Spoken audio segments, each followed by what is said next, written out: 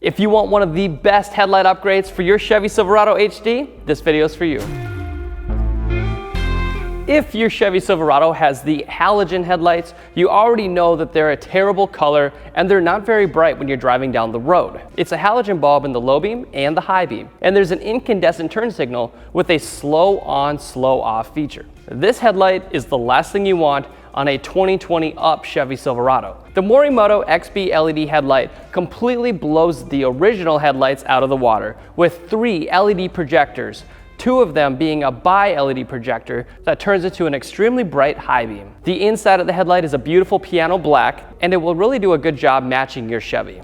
All the way around the headlights, you'll see an extremely bright DRL, a daytime running light. This is an extremely bright daytime running light, and it really gives your truck a modern facelift. The DRL is a true DRL, and it's actually going to keep you safer when you're on the road during the day. With the Morimoto XB, you no longer have that incandescent turn signal because it completely replaces it and makes it an LED sequential turn signal. Now, there is a plug on the back side that I'm going to show you in just a bit that'll allow you to make this sequential turn signal a standard blink turn signal as well. Coolest part is Morimoto lets you choose whether you want that sequential feature or the standard feature.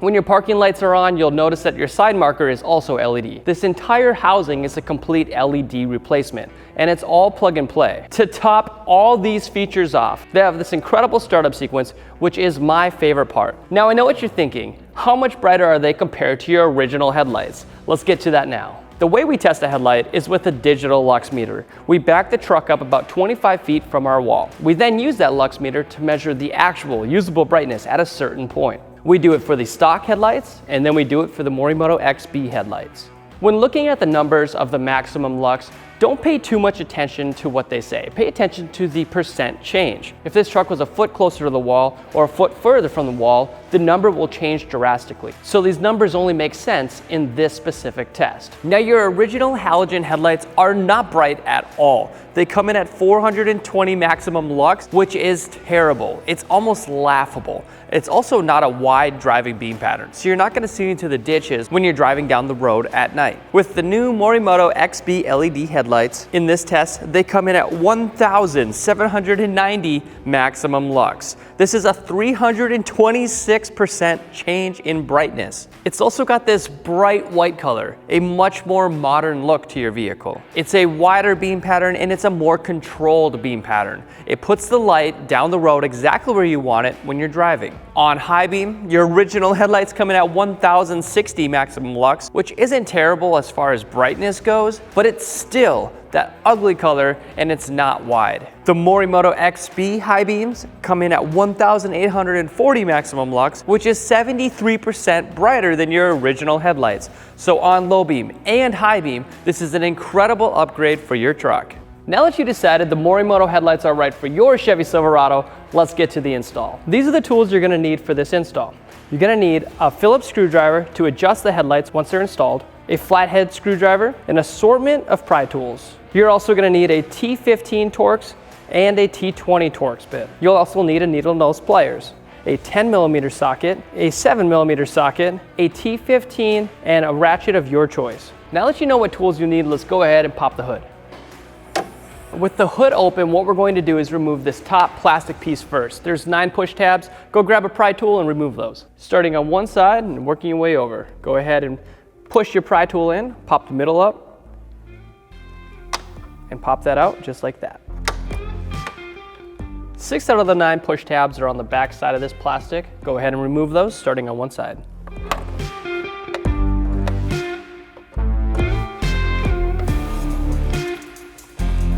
Now, before we can remove this black plastic trim, we have to go ahead and remove the hood latch. Go ahead and take a T15 Torx and come up here. There's 2 screws here. Just go ahead and remove them by turning them counterclockwise. Now go ahead and just pull it towards you. Now you can go ahead and take this plastic piece and pull it up and set it aside. Now go ahead and take a ratchet and a 10mm socket. We're going to go ahead and remove these 4 screws right here. Starting on one side, working your way over.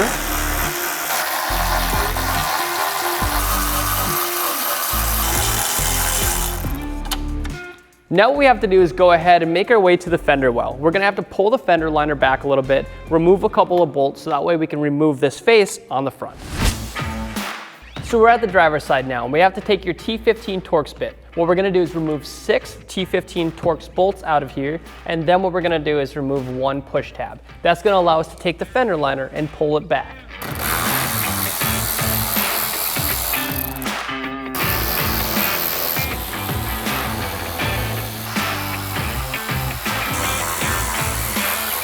Now there is 1 push tab right here in the center on the top of this fender well. Let's go ahead and remove that with your pry tool. Now you can go ahead and pull this fender liner back. Give yourself some room. Now that should be enough room because all we gotta do is pull this plastic trim out a little bit. You'll notice on the back side of this plastic trim that there's a couple of clips. And if you use an 8mm socket and you put it over those clips, it'll pinch all sides that you need to pull this out. Go ahead and take your socket and just give it a push. You'll hear a click, that'll pull it out, just like that. Now you don't have to remove this trim all the way, just pull it back to about here. With this trim loosened up like this, you can pull it back just enough to see this 7mm bolt. Go ahead and take your 7mm socket and remove that bolt.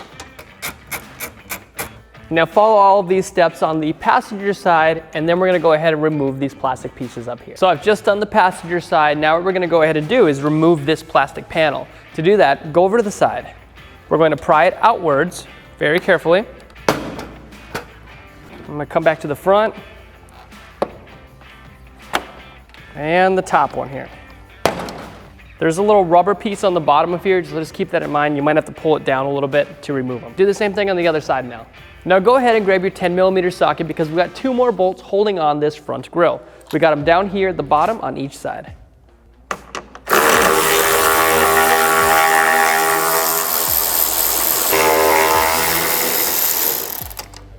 Now it's just held in by a couple clips. Grab yourself a flathead screwdriver and then also work your way from one end moving over by just prying up on this grill. Do the same thing on this side, pull up. There you are. Now there's 2 clips in the center. To remove them, use your flathead screwdriver, reach down here and pull it away. The other push tab, you can't reach your screwdriver in, just give it a yank. Just like that, and it'll come free. Now go ahead and pry the sides from the push tabs, and then the grill's free to come out. Once your grill is free, go ahead and pull it towards you and set it off to the side. Now, if your Silverado's trim level had a camera on the grill, go ahead and unplug that so you can remove the grill properly. Once you're done, we're gonna go ahead and remove these headlights. There are 6 10mm bolts holding it on.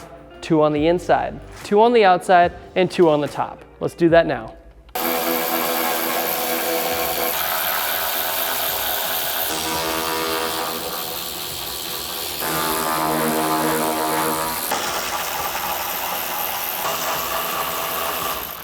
Now the only thing holding this in is this little tab. We're just gonna pull up on it. You can use a pry tool for that.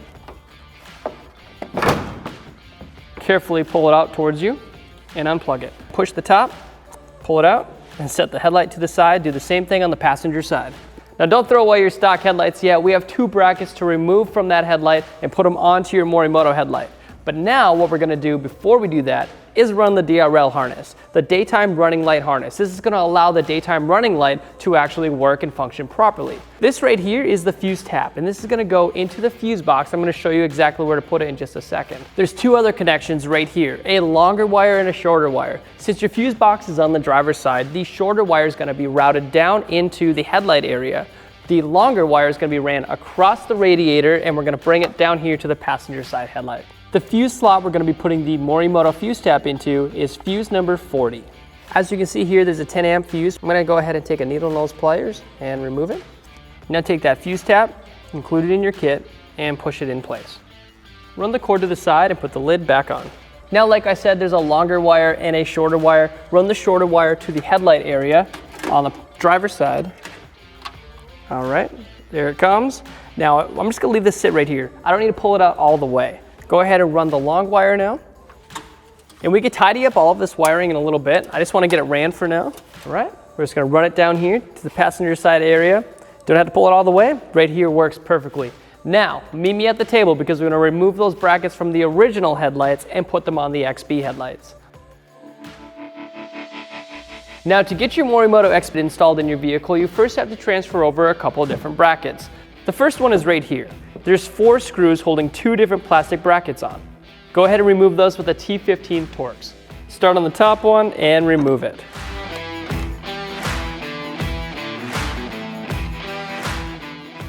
Both screws are off. Go ahead and transfer this over to the XB. Line it up, set it down, and screw it down. Now I am using hand tools. Do not use the drill, the ratchet. You don't want to do that because you are dealing with plastic. You don't want to strip it out and you don't want to ruin your new headlights. Go ahead and do the other one.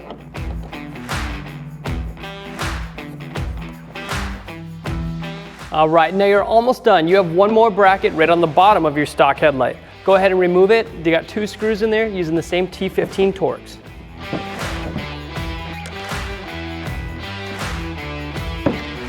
Then you pull it straight forward and grab your XB headlight and replace it. So the driver's side headlight is now complete. Do the exact same thing on the passenger side headlight and then meet me back at the truck so we can plug this thing in. All right, so let's go ahead with the driver's side Morimoto XB headlight. It plugs in the same way your other headlight was taken out, apart from one plug, which is the DRL. Let's go ahead and get these plugged in. Go ahead and plug in that one plug, hear it click, and then lock it in place. Now go ahead and connect this, which is your DRL, that one DRL harness you just ran. Plug it in. Make sure you hear it click. Now you might be wondering what this is right here. This right here allows you to switch between that sequential turn signal and that standard blink turn signal. If it's plugged in like you see, that means it's going to be a sequential turn signal. If you go ahead and unplug this, just leave it unplugged, and then you put your headlight back in, that's going to be that standard blink. On, off, with no scrolling effect. I like the scrolling effect, so I'm going to keep these plugged in when I push in the headlight. So go ahead and push your headlight back in. Do the exact same thing on the passenger side headlight. So my passenger headlight's in, driver headlight's in. Before I put all the screws back in and zip tie all of that wiring on the DRL harness, I want to test it to make sure it works properly. Test the turn signal, test the parking lights, test the DRL. If everything works properly, go ahead and button this up. That means putting all the bolts back in. Now before you go out on the roads and enjoy these headlights, be sure to align them. You can align them with a Phillips screwdriver. If you have questions on how to align them, we made an entire video on just that where Chris goes in depth and shows you exactly how to align a headlight properly. Now, as you can see, it's not that difficult to install the best headlight housing for the Chevy Silverado. I've tested a bunch now, and these definitely come on top, especially on that low beam. They're stylish, and they're definitely an upgrade over what you had before. So be sure to check out headlightrevolution.com. We have a bunch of different products that we have tested for the Chevy Silverado, like headlights and taillights and reverse light bars. Go to headlightrevolution.com, type in your year, make, and model, and you'll see everything there.